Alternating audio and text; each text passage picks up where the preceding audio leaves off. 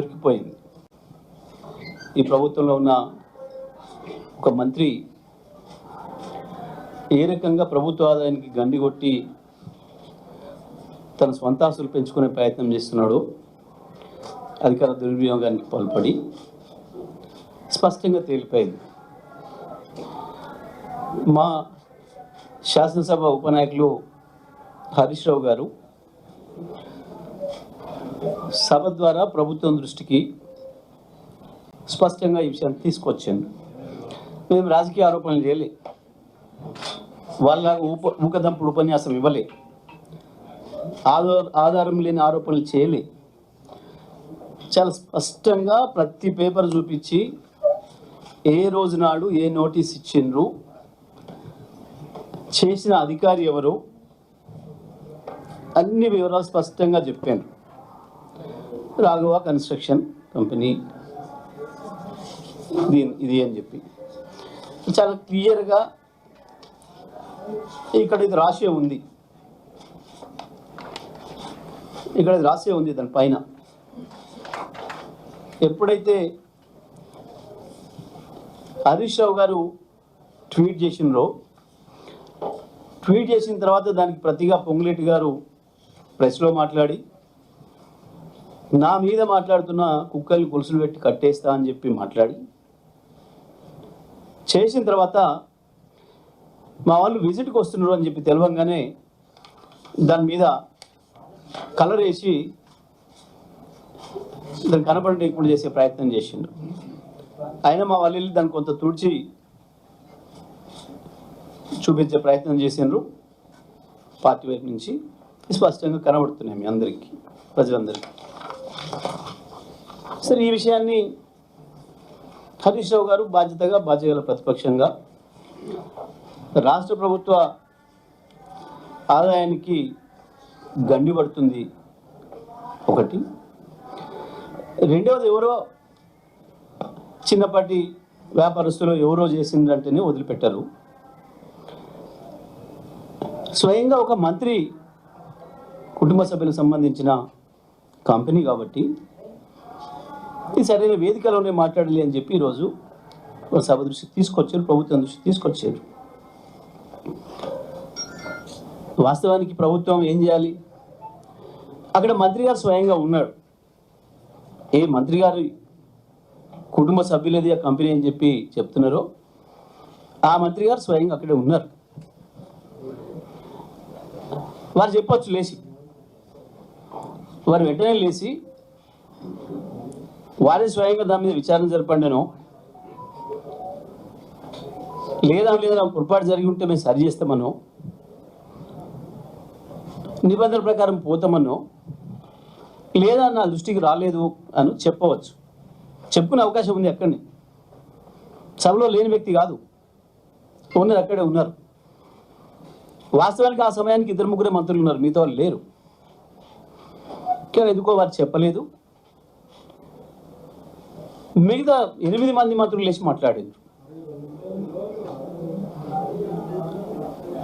ఇంకా పైగా శాఖ మంత్రి తర్వాత తేరుకొని వివరాలు తెప్పించి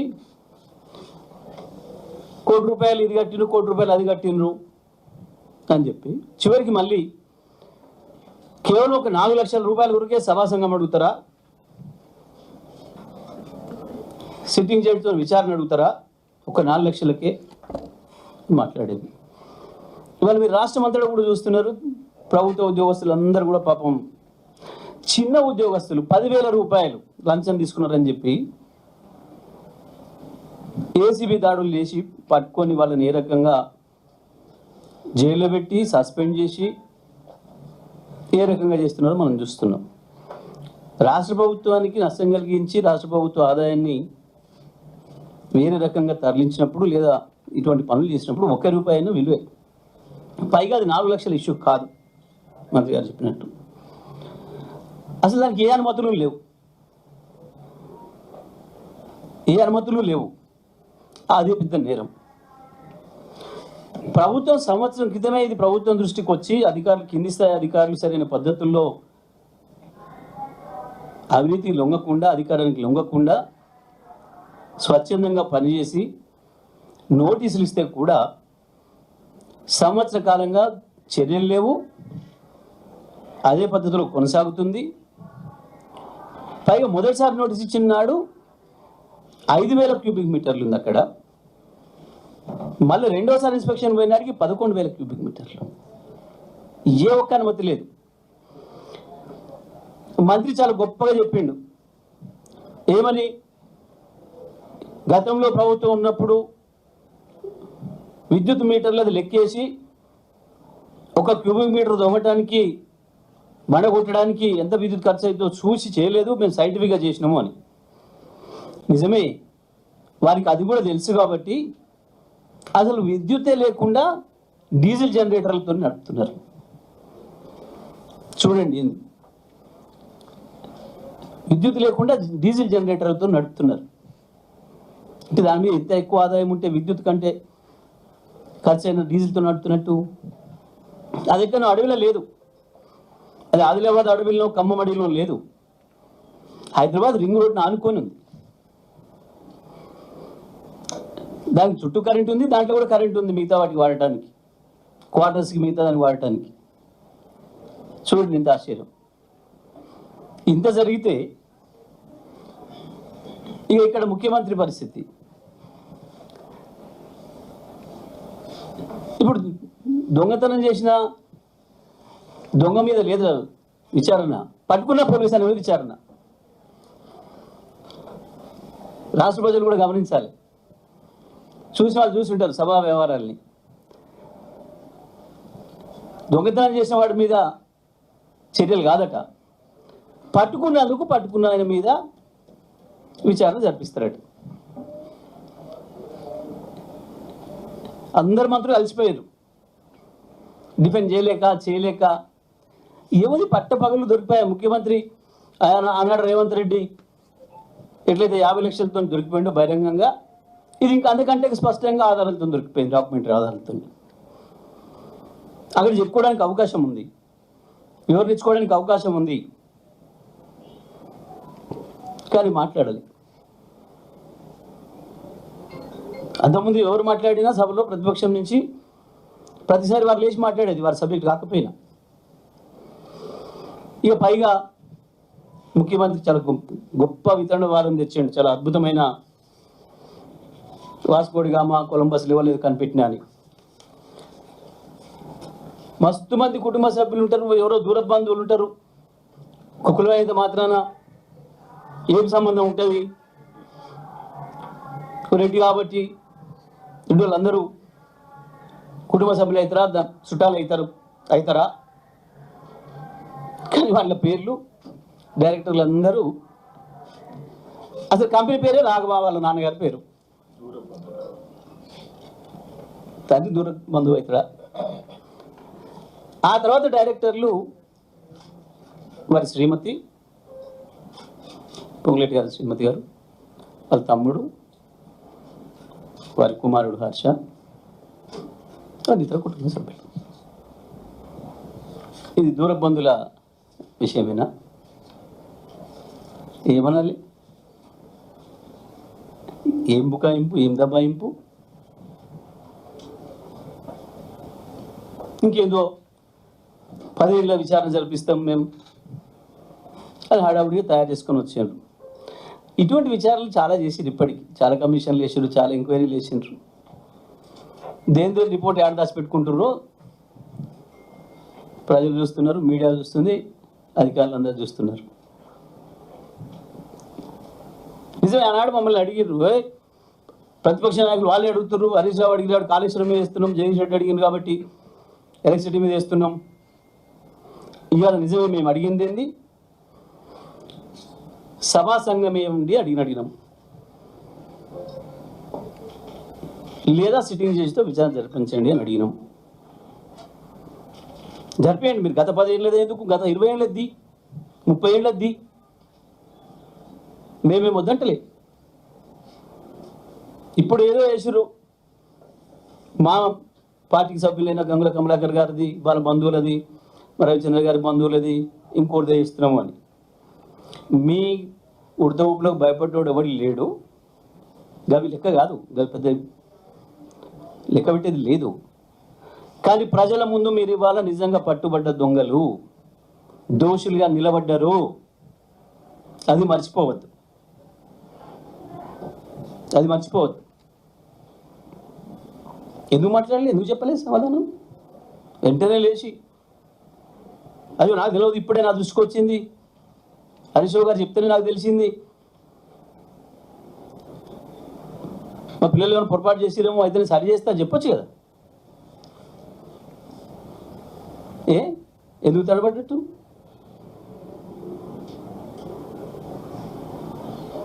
ఇక భయపెట్టించి ఆరోపణలు చేస్తే మేము మా దొంగతనాలు బయట పెడితే, మా కుంభకోణాలు బయట పెడితే, మా మంత్రులు ఏమైనా అంటే మిమ్మల్ని అరెస్టులు చేస్తాం, జైల్లో పెడతాం, మీ మీద కేసులు పెడతాం. ఇంత ముఖ్యమంత్రి గారు బ్లాక్మెయిలర్ అనే సంగతి అందరికీ తెలుసు, ఆయన వచ్చింది అట్లా అని తెలుసు అందరికీ. కానీ ప్రజలు చూస్తుండగా శాసనసభ సాక్షిగానే ఈ రకంగా బ్లాక్మెయిల్ చేసి భయపెట్టించి ప్రతిపక్షాన్ని మీ కుటుంబ సభ్యుల వ్యాపారాల మీద కేసులు పెడతామని చెప్పి భయపెట్టించే స్థాయికి దిగజార్చింది ఈ సభను. నిజమే, ఏమని మాట్లాడినరు మొత్తం మంత్రులు, స్పీకర్ గారితో సహా. హరీష్ రావు గారు మీరు నోటీసు లేకుండా ఆరోపణ చేశారు కాబట్టి మంత్రి గారి మీద మీరు ఉపసంహరణ చేసుకోవాలి, లేదంటే సభ రికార్డులు ఇచ్చి తొలగించాలి అని చెప్పి వీళ్ళు కోరటం. స్పీకర్ గారు కూడా రికార్డుల నుంచి తొలగిస్తా అని చెప్పడం. మరి ముఖ్యమంత్రి చేసిన పని ఏంది? రవిచంద్ర గారి పేరు తీసుకున్నారు మా రాజ్యసభ సభ్యుడిది, మా గంగుల కమలాకర్ గారి పేరు తీసుకున్నారు, హరీష్ రావు గారి పేరు తీసుకున్నారు, మా కేటీఆర్ గారి పేరు తీసుకున్నారు. ఇచ్చిర్రా నోటీసు, తీసుకున్నారు అనుమతి.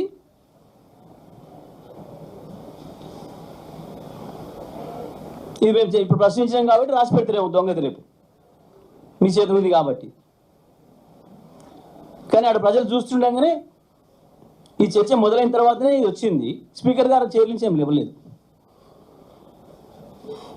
మీరు నోటీస్ ఇచ్చింది లేదు, సభ్యుడికి ఇవ్వాలి, ఇస్తే అంటే మీ ఇష్టం వచ్చిన పద్ధతుల్లో సభను బుల్డోజ్ చేస్తూ, బ్లాక్మెయిల్ చేస్తూ ఈ రకంగా నడుపుతున్నారు. ఇంకొకటి, ఎంత బలహీనమైన డిఫెన్స్ అంటే,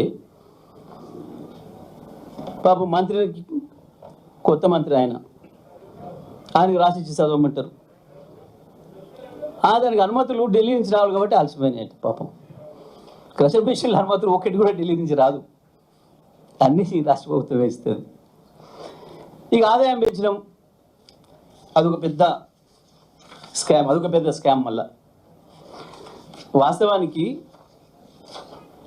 తెలంగాణ రాష్ట్ర ప్రభుత్వం ఏర్పడే నాటికి, కేసీఆర్ గారి నాయకత్వంలో తెలంగాణ ప్రభుత్వం ఏర్పడే నాటికి అంతకుముందు 10 సంవత్సరాల మైనస్ ఆదాయం కేవలం 39 కోట్లు.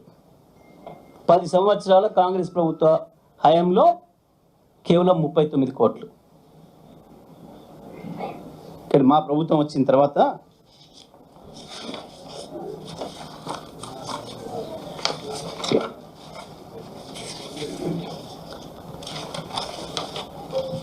పదేళ్లలో దాదాపు 5,000 కోట్లు. కేవలం మా ప్రభుత్వం వచ్చిన తర్వాత 5,000 కోట్లు. ఎవరు పెంచింది ఆదాయం? ఎవడు తిన్నట్టు? ఏ ఇసుకను, ఏ రాళ్ళను మింగి ఎవడు బలిసినట్టు? 2014 ముందు పెంచింది ఎంత మేము ఆదాయం? ఇవాళ కూడా మీరు ఎట్లా ఇసుక తింటున్నారో, ఎట్లా రాళ్ళు మింగుతున్నారో దానికి సాక్ష్యం ఇదే. ఇవాళ మీరు ఏదైతే ఆదాయం వచ్చింది మేము పెంచినామని చెప్తారో 30%, పూర్తి దగా, మోసం. వాస్తవానికి మీరు పెంచిన రేటు ప్రకారం 2,000 కోట్లు రావాలి ఇప్పటికి రాష్ట్ర ప్రభుత్వానికి ఆదాయం ఒక సంవత్సరంలో. కానీ ఎంత వచ్చింది?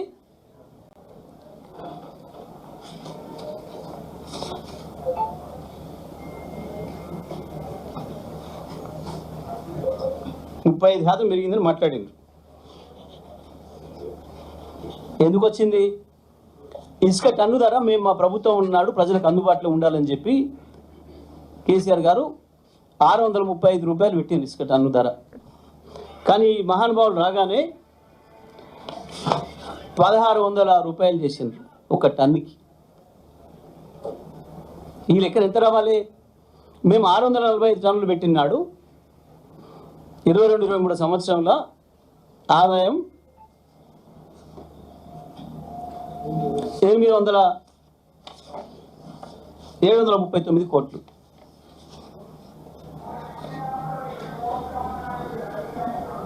₹876 ఉన్న